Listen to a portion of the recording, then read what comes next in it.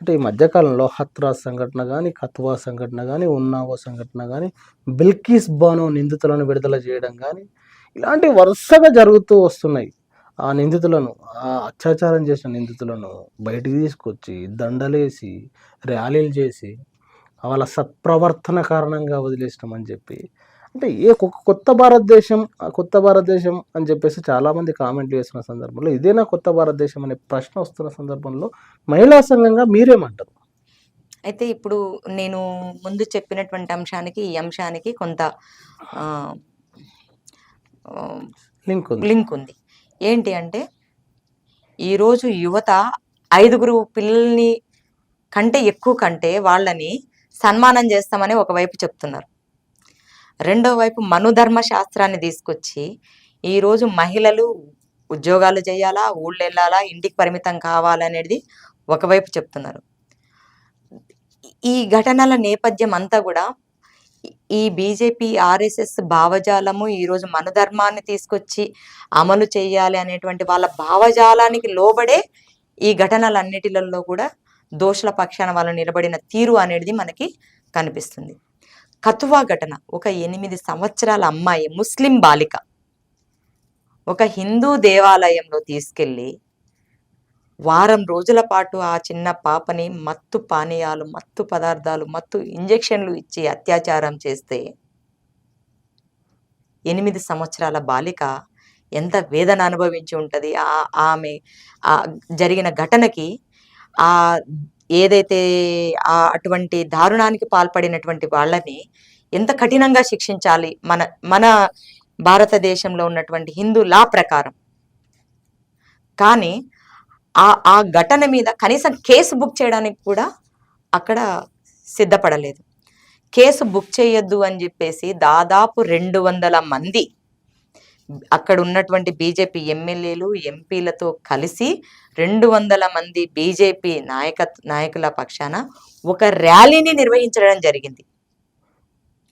ఆ తర్వాత అనేక పోరాటాల తర్వాతకి వారికి శిక్ష పడడం జరిగింది. అనేక పోరాటాల తర్వాత ఆ తర్వాతకి మన హత్రాస్ ఘటన, తల్లితో పాటు పొలంలో పని చేసుకోవడానికి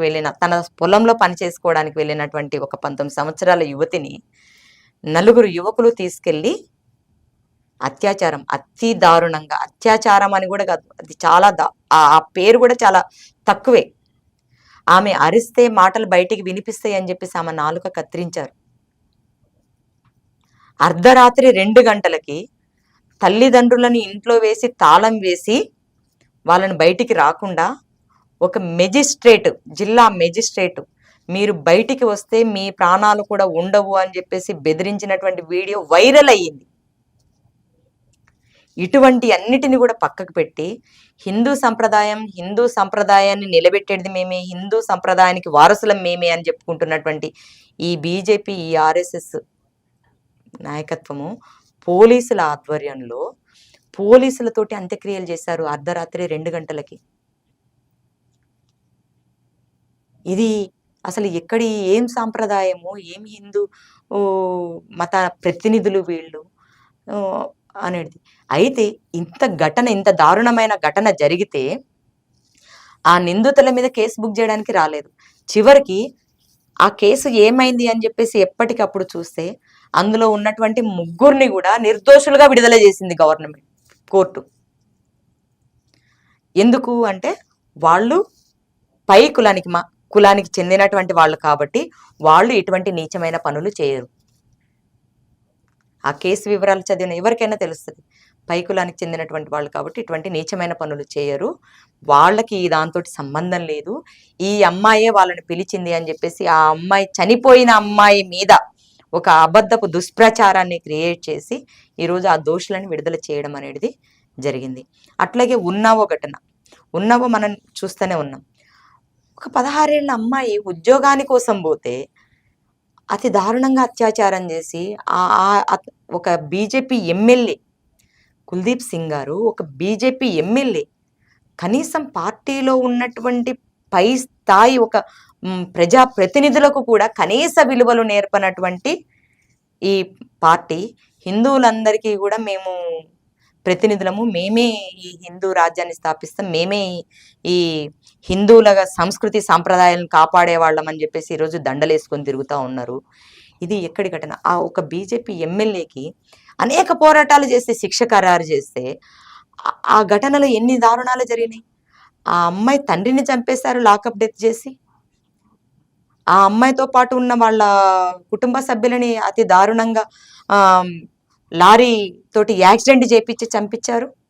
ఇన్ని దాడులను కూడా ఎదుర్కొని నిలబడి ఆ కేసును ఛేదించి శిక్ష పడేలాగా చేస్తే, ఆ శిక్ష నుంచి ఇప్పుడు తగ్గించేటట్టుగా ఇప్పటి వరకు కోర్టు చుట్టూ తిరిగినటువంటి దాంతో ఆయన శిక్ష పూర్తయినట్టుగా భావించవచ్చు. వీళ్ళంతా కూడా సత్ప్రవర్తన కలిగిన వాళ్ళు అని చెప్పేసి నువ్వు రిలీజ్ చేస్తాము అని చెప్పేసి అన్నారు. అట్లాగే బిల్కిస్ బానో కేసులో 2002లో ముస్లింల మీద జరిగినటువంటి అనేక దాడుల్లో భాగంగా బిల్కిస్ బానో కుటుంబ సభ్యులని 11 మందిని అతి దారుణంగా హత్య చేశారు. బిల్కిస్ బానో తల్లి పైన, బిల్కిస్ బానో పైన అతి క్రూరంగా అత్యాచారాలు జరిగినాయి. బిల్కిస్ బానో కూడా చనిపోయింది అనుకొని వదిలేశారు ఆమెని. బిల్కిస్ బానో కళ్ళ ముందే ఆమె కూతురు 6 సంవత్సరాల పాపని 2 కాళ్ళు పట్టుకొని తలని బండకేసి కొడితే కళ్ళ ముందు పసిపాప ప్రాణాలు కోల్పోయింది.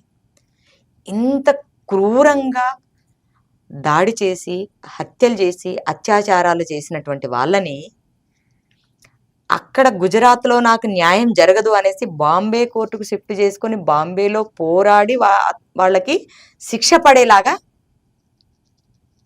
అందరి మద్దతుతోటి కృషి చేసింది ఆమె. చేసిన ఫలితంగా శిక్ష పడింది. శిక్ష పడిన తర్వాతకి ఇంత క్రూరత్వం మనకి కళ్ళకు కనిపిస్తున్న నేపథ్యంలో ఈరోజు కోర్టు వాళ్ళకి ఏమని చెప్పింది? సత్ప్రవర్తన కలిగిన వాళ్ళు, వీళ్ళు బ్రాహ్మణులు, సత్ప్రవర్తన కలిగిన వాళ్ళు కాబట్టి వీళ్ళని విడుదల చేస్తున్నామని చెప్పేసి తీర్పు చెప్పింది. తీర్పు చెప్పిన తర్వాత ఏం జరిగింది? అక్కడ ఉన్నటువంటి బీజేపీ ఎమ్మెల్యేలు, ఎంపీలు, బీజేపీ పరివారం అంతా వాళ్ళకి పూలమాలలు వేసి, మనం జనరల్గా చూస్తాం, ఒక ఇళ్ల పోరాటం చేసి ఇళ్ళు సాధించుకోవడానికి మనం భూమి మీదకి వెళ్ళినప్పుడు, పోరాటం జరిగేటప్పుడు లా అండ్ ఆర్డర్ ప్రాబ్లం తోటి అరెస్టులు చేస్తే వచ్చేటప్పుడు ప్రజలందరూ కూడా మా భూముల కోసం, మా ఇళ్ల కోసం పోరాటం చేసిండ్రు వీరులు అని చెప్పేసి తీసుకొస్తారు. ఆ పద్ధతుల్లో అత్యాచారం చేసి క్రూరత్వంగా హత్యలు చేసినటువంటి ఒక హంతకులకి పూలమాలలు వేసి స్వీట్లు తినిపించుకుంటూ డప్పు మేళ తాళాలతోటి, వాయిద్యాలతోటి ఊరేగింపుగా తీసుకొచ్చారు. అంటే నువ్వేం సూచిస్తున్నావు? అంటే అత్యాచారాలు చేసేటోళ్ళు హీరోలని చెప్తున్నావా? హత్యలు చేసేటోళ్ళు హీరోలని చెప్తున్నావా? ఈ సమాజానికి నువ్వు ఏం సందేశం ఇవ్వదలుచుకున్నావు? మహిళలకు రక్షణ లేదు, మహిళలు ఎక్కడ ఏది జరిగినా కానీ మీరు బయటకు వచ్చి చెప్పినా మీకు మేము రక్షణ కల్పించము అని చెప్పదలుచుకున్నారా?